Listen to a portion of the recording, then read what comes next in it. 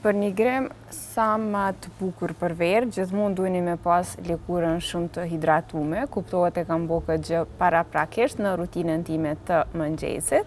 Edhe për me kursy pak kohë e kom vendos këtë fondatinën prej Huda Beautyt, nuanca 320G, kjo është për momentin fondatina ime preferume dhe mendoj që është goxha e përshtatshme për sezonën e verës, është e lehtë në fytyrë, mirë po e bën tenin komplet të njëtrajtshëm. Hapi tjetër me njëherë është me vazhdu me bronzer. Një sugjerim që ju a jap në përgjithësi, sidomos në verë, është me punu me bronzer të langshëm. Ka mu dok shumë natyral në lëkurë dhe duket shumë bukur. Për sot do i përdorim këto të dyja. E kemi së pari këtë bronzerin e langshëm prej Rare Beautyt. Kjo është nuanca Serene.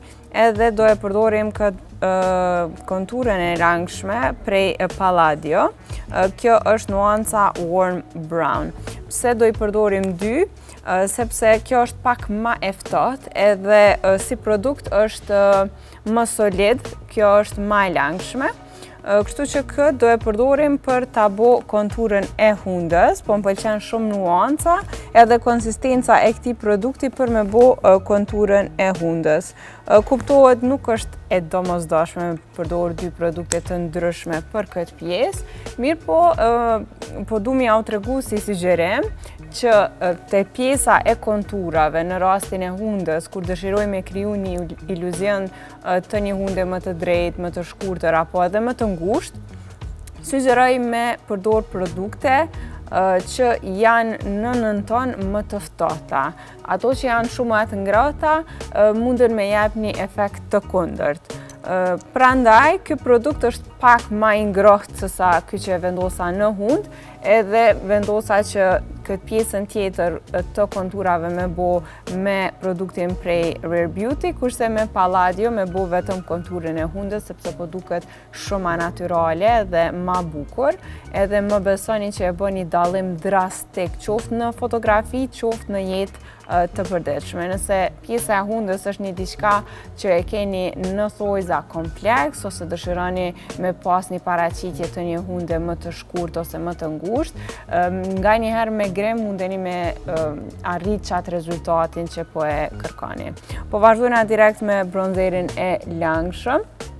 Kjo është zona ku e aplikoj zakonisht. Ky produkt ka goxha shumë pigment, po edhe shkrihet shumë lehtë.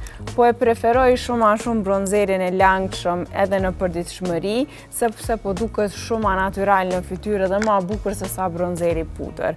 Me raste, nëse dëshiroj me pas një pamje ma të ngrohtë në fytyrë, mundem me përdor edhe bronzer të langshëm edhe pudër pastaj sipër, po në përgjithësi e vendosi vetëm bronzerin e langshëm se i mjafton për mja jap atë ngrohtësinë fytyrës dhe mi kriju ato konturat në fytyrë. Shpesh herë kur përdorën të dyjat ose nëse e përdori vetëm bronzerin pudër në vend të këtij të langshëm, nuk më pëlqen baza, nuk më pëlqen rezultati, po aq sa më pëlqen kur e përdorim bronzerin e langshëm.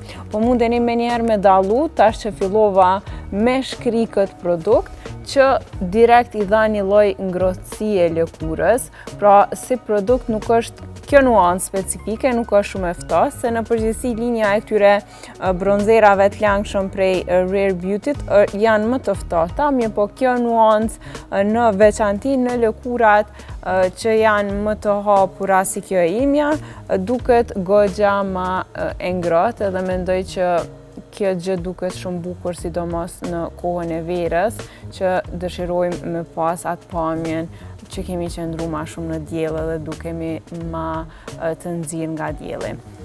Po mundeni me pa këtë pjesën që e shkriva në krahasim me këtu ku nuk e kom shkrija la produktin, çfarë kontrastit madh ka në nuancë, kështu ta krijon atë përshtypjen që është një produkt goxha i errët edhe që ka me pas problem mu shkri në lëkurë dhe mu dok natyral në lëkurë, po është krejt e kundërta.